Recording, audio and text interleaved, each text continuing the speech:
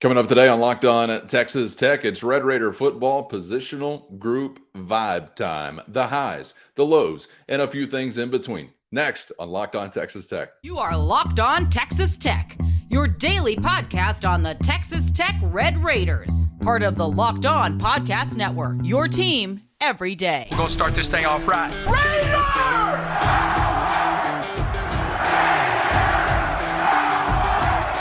Everything runs through Lubbock. Great to be with you again on Locked On Texas Tech on the Locked On Podcast Network. Appreciate being your first listen every day on YouTube or anywhere you get podcasts. Today's episode brought to you by Birddogs. Go to birddogs.com/lockedoncollege and then enter the promo code LOCKEDONCollege. They're going to throw in a free custom tumbler with every order at birddogs.com/lockedoncollege. He's the only Chris Level. I'm Casey Cowan. Great to be back with you once again, Chris. And we had this request from a Locked On Texas Tech listener we wanted to touch on probably a few weeks ago, asking for grades across the board as far as positional groups are concerned. We were out of red pens. We had no highlighters. So grading was something that we couldn't achieve as well as we wanted to. So we're not going to run the entire gamut here today, but we want to get kind of in that zone, Chris, and talk about positional groups for Joey McGuire and the Red Raiders we're feeling best and worst about. We'll go from top to bottom, kind of leaving spring camp, hitting the summer, obviously just a couple of months away from lining it back up in the fall. And I got to tell you, Chris, I guess I was pleased, maybe the extent to which I actually kind of had to think about, all right, which one do I really not feel so great about? I kind of think it might have been an easier answer for me going into last year, but maybe that's a sign of some good things that I am having to search a little further. We'll get to mine in just a minute, but want to start with you. I didn't find this task so easy to achieve necessarily. Still have nightmares from Mrs. Walker in third grade and the red pen, and she was one of the sweetest teachers I had ever had. I would come to realize way after the fact that I got that spelling test back in third grade at Ridgely Hills Elementary School. Mr. Revercombe was the principal, but it said 60. It said like 60 with a big old red circle on it. And I mean, my eyes lit up, and I thought, my life is over, man. It's done. It's over. Like, I have nothing left. I mean, like, I can't go on. No, all good, man. Mrs. Walker got me. She got me taught up, and I can spell with mostly the best of them. Thanks. Shout out to Mrs. Walker. We could have told her if we knew now or knew then what we know now. Mrs. Walker, there's this thing called social media that eventually will destroy spelling entirely. So what does it matter? Shout out to Mrs. Walker. This is true.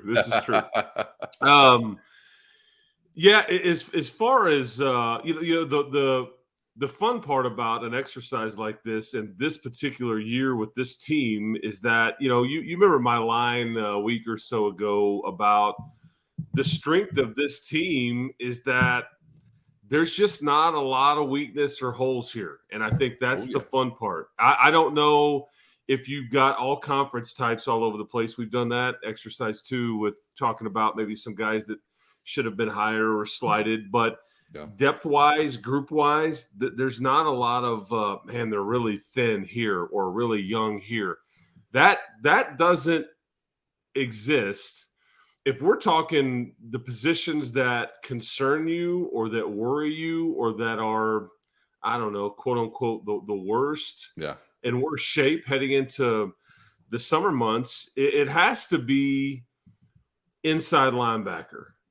And I think there's a couple of reasons why.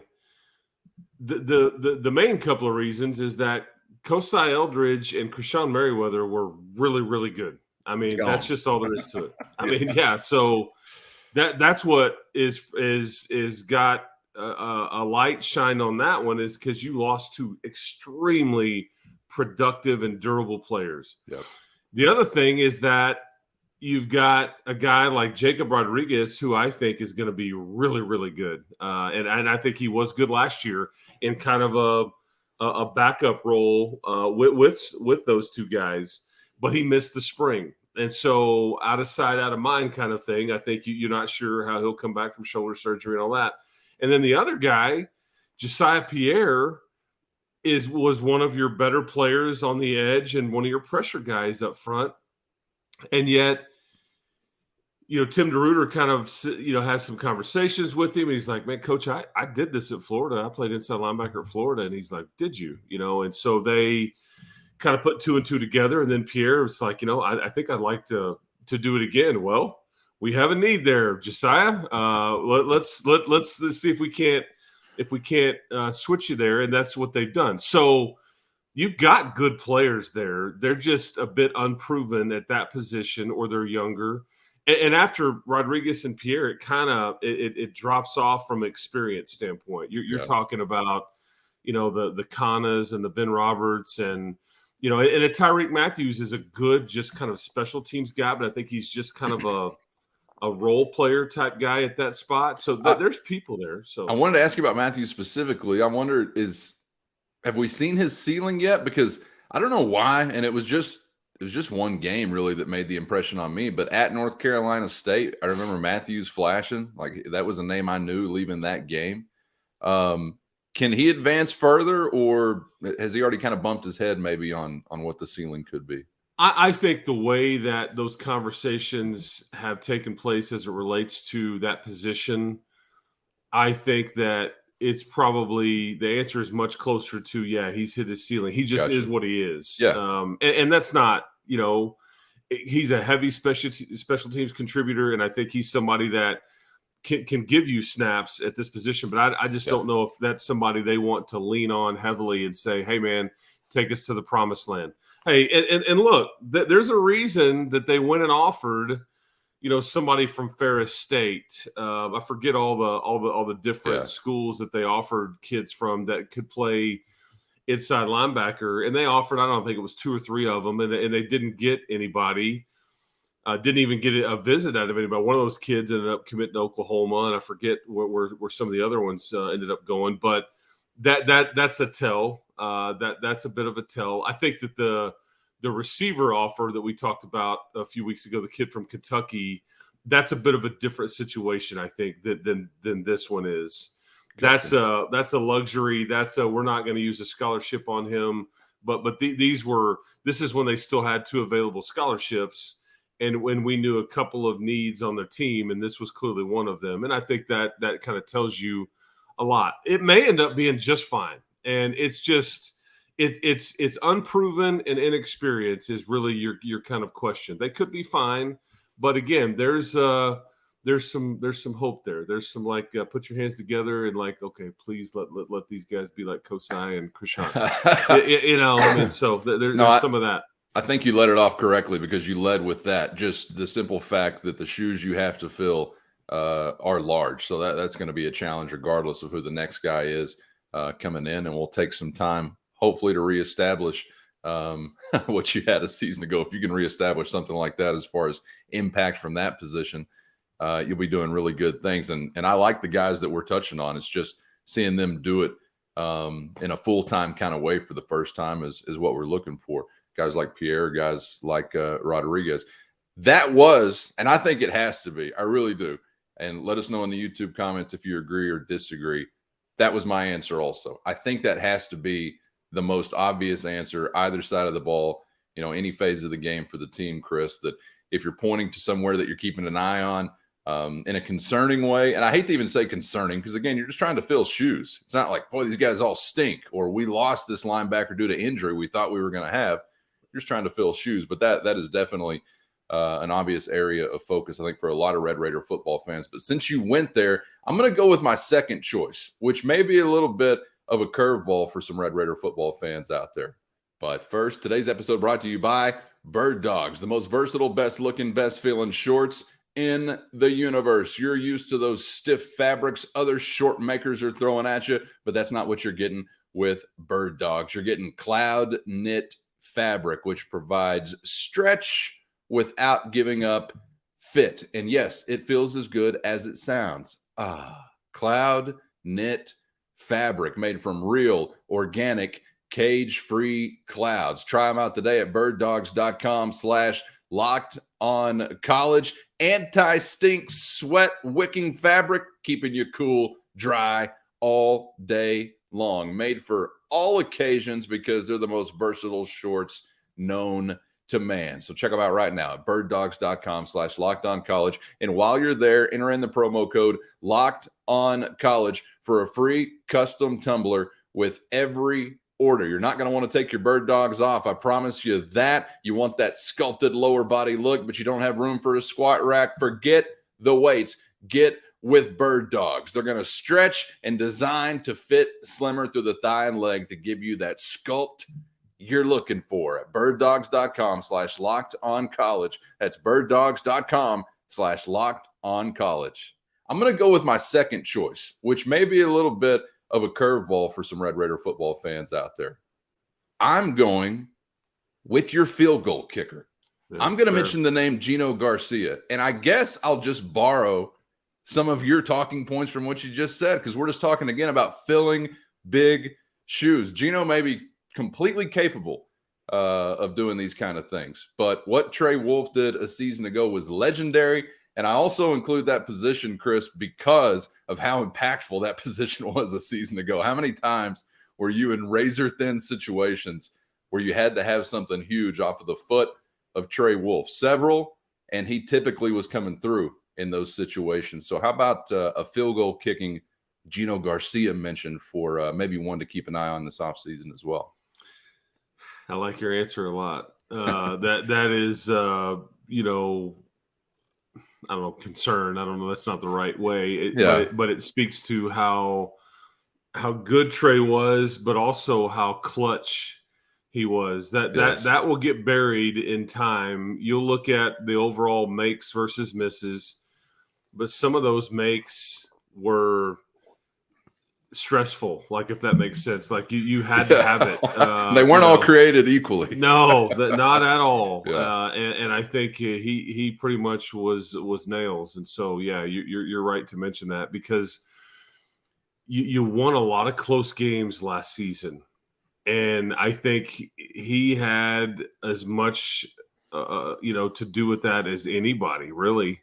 Sure. And when you win close games, the margin for error is smaller, and I think he's hitting the field goal to win it or to tie it, to keep you in it, and he did this repeatedly over and over, really, in all three of those categories. So, that's your answer may be better than mine. So with that, I bow down to the greatness of Casey Cowan. That was quit being so damn polite, Ed. Come on. All right, Chris, we got the bad news, if you want to look at it that way, out of the way first. Now is to the rosier pastures, the best vibes positional group wise. Where are we going here? I kind of thought, we're going to start defensively on the other side of things. Do we start there when we're talking glowingly, or maybe somewhere offensively? What do you think?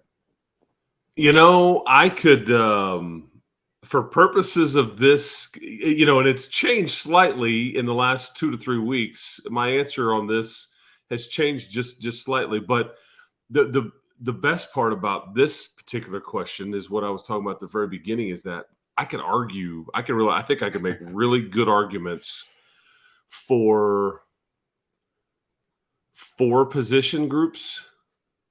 And I'm not even going to include like Austin McNamara, the punter, who that's the least of your worries of anybody on your team. He's the least. I have zero worry and concerns about Austin McNamara. That's a good point. Yeah. So I'm trying to think of how to. I'll go off the grid a bit, because I think. Well, you know what? Do you have like a definitive answer here? I think I do. Okay, you mean lay it on you? Let's play off of it, and then I'll kind of, because if you have a definitive answer, I'll kind of counter and try to make some arguments for some of these other ones, which just speaks to how good this team could be. There were 2 options to me, and it's a little bit unfair, like when we talk about a position that's represented by a singular individual. Well, he just has to be really good, versus like if the defensive backfield is going to be really good, there's like 4 or 5 guys that need to be really good. So it's not all apples to apples. I had 2 options, and I'll just give you one that I thought of first. Your quarterback position. And I would say the same thing, I think, if Baron Morton was kind of leading this offseason as far as the conversation goes. I'd still feel great about it. That hasn't really been the case yet. It's been kind of the Tyler Shuck show as far as offseason conversation, and for good reason. The way he finished and the team did as well, it's justified. But I feel great about it. If he can stay on the field, we just got into this yesterday, so we always have to add that caveat. But very talented, very impactful, great leader. And I know Monday through Friday, he's going to do things the right way as well for him and his teammates. I feel great about your quarterback, and I think I would repeat those talking points for either guy, Shuck or Morton.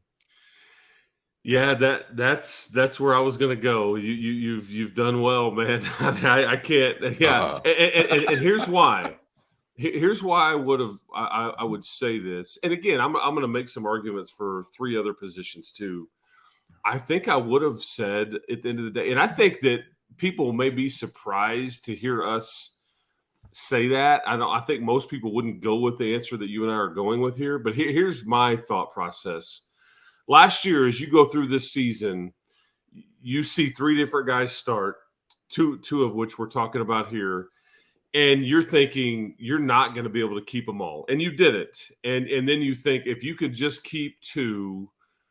Like when you see the whole body of work with everybody, because I think maybe people's answer maybe would have changed throughout the season as we saw different guys do different things.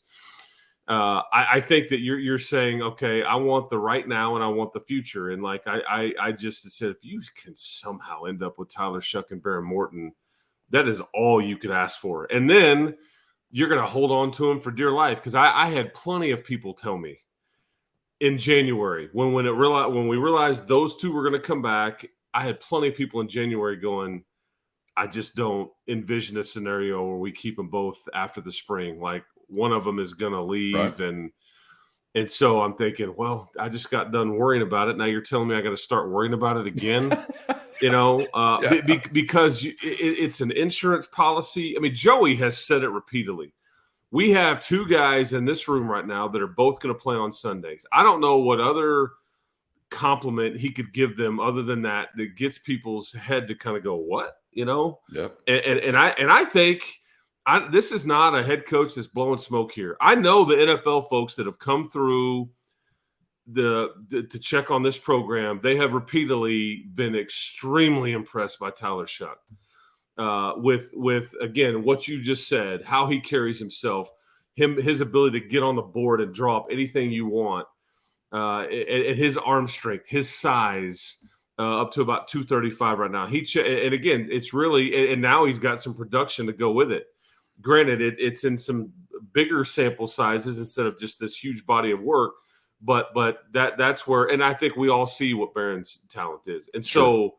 I do. I think I feel best about that position other than anybody else on the team, maybe than Austin McNamara. But I'm sorry. Go. Well, it's a 1-2 punch because I feel like you can win and win really big, and either guy can have the reins for a long period of time and take over, and you're going to be just fine. So, are we going to be simpatico and what is maybe second on our list? Because I thought the other most obvious option was to go directly across the line of scrimmage at the guys that Shuck is going to be looking at in fall camp, your defensive line. And it's really specifically the interior. How could you not love everything about the way you're set up with Tony Bradford and Jalen Hutchings back in the mix? Would you go there next, or am I off? Am I missing something? That would have been one that I would have argued for. Since you went there, I could argue two other positions that I think are as equal or maybe a bit better, and I can give you some reasons on that. But I think you're dead on in that. I think Texas Tech has a top 5 defensive line group in the conference. That's a heck of a statement. There were years when you just didn't have anybody on the radar. You just were hoping to hold on. If somebody emerged, there wasn't either talent or depth or whatever. Part of the argument here, though, is that against it is that so much of what we are anticipating is going to come from two guys that really haven't done it at all here, and that's Miles Cole and Steve Linton. Yep. If those guys produce like they think, this is going to be like a a major story around the league. And I think it's going to be, a group that could easily be like, either best or second best. And there's a lot of your Harvey Dysons, your Duda Banks, your Charles Esters, your Quincy Ledet. There's a lot of depth. Blake Burris is a walk-on that like batted down how many passes in the spring game. And so I like the options here. I like the depth. I think Joey again has said I think this group in total may be better than last year's. We don't have anybody that's as dynamic as Tyree Wilson. Don't misunderstand. And you have a potential draft pick and a guy like Jalen Hutchings, and then you mentioned Bradford as well. And I think for them to be able to discuss out loud, because I think this is a primary guy in this group, for them to discuss out loud, we may consider redshirting Joseph Adedire. Yeah. That should tell you all you need to know about how good, because I'm thinking redshirt him. Like, he's one of your best guys. This is lunacy. But I think that Joey's standpoint is we're trying to extend this kid's career. We may not need him all hands on deck this year. And so at that point, again, making you jerk your head around and go, okay, all right. Because he still can play the 4. He could play against Oregon. He could play against Texas and Kansas State and Oklahoma, or you don't play Oklahoma, but TCU, whoever you feel the need to throw him out there against. So that tells you a lot. I would have said, I'll give you my answer, okay, and then I'll also give you, I'll make an argument for another that I think you can make a really good case for. Okay, my answer here, and I feel better about it now than I would have, and that's probably your secondary. I think that the addition of Braylon Lux has changed the dynamic there a bit, because I've had people tell me Braylon Lux could push Malik and Rashad to start. That's what we think about him. And if anything, he's a starter next year. But because Malik and Rashad are like draft pick type guys. These are guys that could have their name called next April, and then I think I have a high amount of praise, respect, whatever for like who Tyler Owens is and what I think he can do. I mean, he squeezed Reggie Pearson out of this deal point blank. When Tyler Owens was healthy, I think he started. It was in Stillwater, played a hell of a game. And then he got dinged up and missed some time. And then when they had bowl practices, he was rocking and rolling, and he kind of squeezed out Reggie Pearson. And I think Reggie Pearson kind of hit the portal and went to Oklahoma. But it's not what Reggie Pearson did or didn't do necessarily. It's what Tyler Owens was about. And I just think he's really good. And my thoughts on a guy like Rabbit, who's been around here for forever. He's arguably the most important guy on the defensive side of the ball with what he knows and all those things. And I just like your options back there. I think now you're a little bit deeper, and we haven't even talked about some of these stud freshmen and like the Mo Horns, who's in that middle part. I feel really good about that group. I think you have one of the best secondaries in the Big 12, and it feels good. Now, are you just overwhelmingly deep? No, like defensive line, there's some guys that you're going to have to maybe lean on and hope that they can kind of come on. But I think the Braylon Lux addition really changes this answer for me, and I feel like really good about this position group. I'm glad to hear you say that, because I was timid in going towards the defensive secondary, even though I wanted them to be high on the list. I didn't quite fully embrace that, but I'm picking up some of what you're putting down, and glad to hear it about the impact of the addition of Braylon Lux. And Tyler Owens, certainly excited about, but again, it's one of those filling shoes kind of situations, and we have not seen Tyler Owens' potential come to full fruition just yet, but we know he's got a ton of it. So excited to see him get those opportunities. And one name I didn't mention, and this is kind of tricky because it could be he could be included in defensive line or the secondary, conversation. But I guess for these purposes, I'll say, CJ Baskerville. I think he's going to be a lot better in coverage reason why I bring it up in this conversation than Muddy Waters was. And Muddy was phenomenal. Can CJ Baskerville be as good around the line of scrimmage? That may be next to impossible to equal what Muddy Waters was, because he was one of the best in the country. Tackles for loss, blowing up screen plays, just things like that, getting after the quarterback, whatever. But Baskerville, I think we've already seen in coverage that he's hands down a better option there, and so that's why I feel really good about that. But he's running with Cameron Valdez out of the in the spring game on a wheel route all the way down the sideline or whatever, and he's going step for step with him. And I mean that, and Baskerville is 6'2", 215, 220. So yeah, I really like this group a lot. Man, can't wait to see some of these guys come together and what that puzzle actually looks like whenever you get the pieces in place. Just a few months away, September 2nd for kickoff, fall camp prior to that, of course. All right, we'll leave that there for now. We were talking options for Joey McGuire, Wes Kitley, Tim DeRuyter, but let's talk options coming up next for the Big 12 Conference. We've thrown so many packages out there. These guys, partial membership, full membership. But what do you really like? We'll get into some of our preferences there. Brett Yormark will not stop calling us. Guys, tell me what to do. Give me some insight. What's the best idea? All right, this is for you, Commissioner Yormark. Next on Locked On Texas Tech.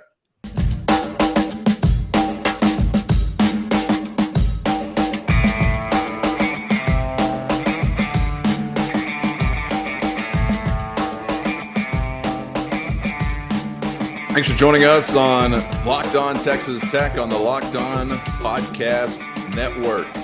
Subscribe on YouTube or anywhere you get podcasts if you haven't so far, so you never miss an episode. Appreciate all those out there taking the test drive on YouTube, but hop on in. The water is warm. Subscribe and become a member of the Locked On Texas Tech family. Before we are out of here today, Chris, we have spent so much time considering so many different options as far as Big 12 expansion, Pac-12 dissolution, which, by the way, I saw, was it Arizona's president maybe or AD this week? Yes, you did. Using the word hope. We're hoping. At this point in time, you're still using the word hope as far as TV agreements. Hope in one hand and put a quesadilla in the other, I guess, and see which one you're happier with. Okay, never mind. Options that we actually like, Chris, preferences, because we've kind of talked about, context, like partial membership. Do we like it? Do we not like it? Full membership. Do we like it? Do we not like it? And I know it can be university specific, but you and I just set up two that have seemed to have a decent amount of steam behind them here from a Power 5 perspective or kind of an outside the box addition. So one of those is going to be Colorado, Arizona. I tell you can have them right now. They're yours in the Big 12 Conference if you want them. Or here's your outside the box package. It's UConn and it is Gonzaga. And I'll leave it up to you to tell me what you think about it, whether full, partial membership would be involved if you go that route. But which of those is tickling your fancy? And I don't know if I'm allowed to ask about your fancy on this show, but which one of those is tickling your fancy, Chris, if you were making the call? And I do think this is probably something that this specifically was probably discussed, I guess, a week or so ago in West Virginia at the Greenbrier amongst decision makers. I would be shocked. And like my answer here is going to be the Arizona-Colorado duo, because I come at this from like, what is best for Texas Tech?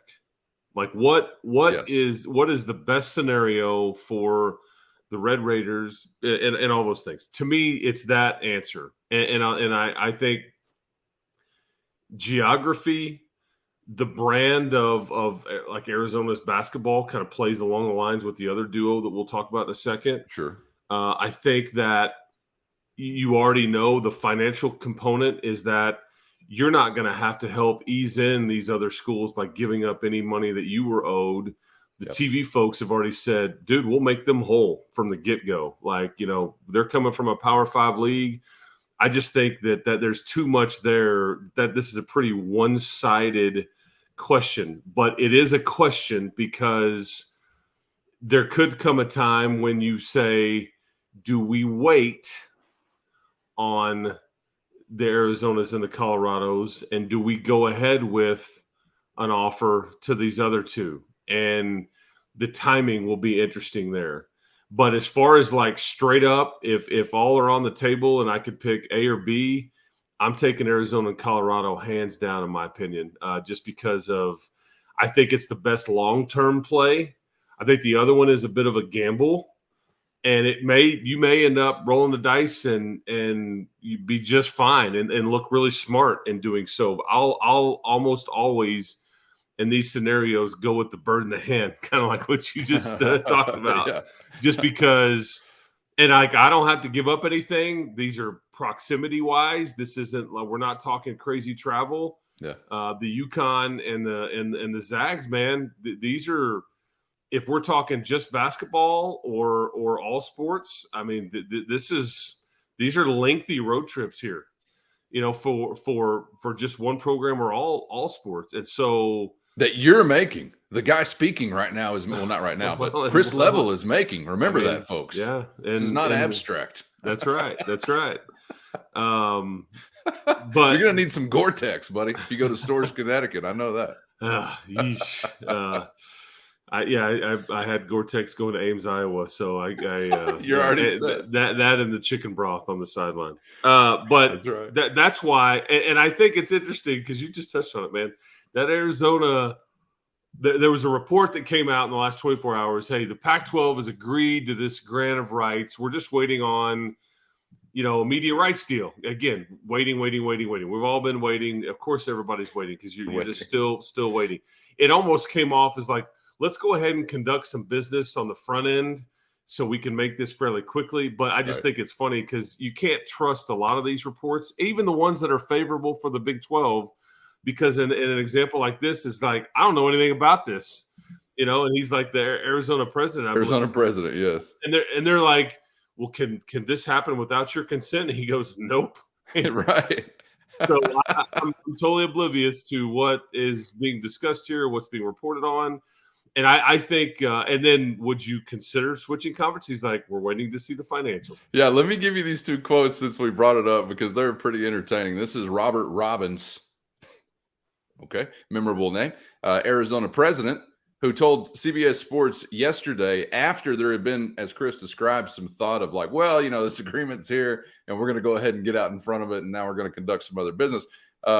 President Robbins was asked about these circumstances. He says he has not been informed of any finalization of a grant of rights agreement to share those media rights. He says, quote, I absolutely know nothing. He goes Sergeant Schultz on us. I absolutely know nothing about this information, but hopefully I will learn the facts soon, he says, Chris. And as you mentioned, they asked him if a decision could be made without his consent. He said no, and then went on, as I touched on already, to use the word hope, which I thought was just interesting at this point in time, because if you're sitting here considering things like media rights agreements that are going to save your bacon or whatever it might be in June of 2023, and you're still hoping, again, writing is on the wall, right? He says, quote, my prediction is that we're all going to stay together as a Pac-12. There's 10 of us right now. I'm hopeful that the deal is going to be good enough to keep us together. I think that's the best thing for our students and alumni. That's what we're hoping for. That's almost like a dreaded vote of confidence, Chris. I'm having flashbacks to like 2010 in the Big 12 conference when things were crumbling, but we were still hoping. So best of luck. And I got to agree with what you're putting down. Power 5 options, they're the no-brainer. And I totally understand how, like, on the surface level, just as a fan, you may be thinking like, what, Colorado's sports brand is now somehow like some big appealing thing, I guess. And Arizona, like Arizona football is, I get the basketball thing, but I think you got to compartmentalize that though, because the most important thing is what you touched on from a television network standpoint, which is they've already agreed to make them whole revenue wise if you add them. And that ends the conversation. Forget about the kind of superficial, the Buffaloes, really? Like their basketball, their football, that's going to get the conference juices going. I get that.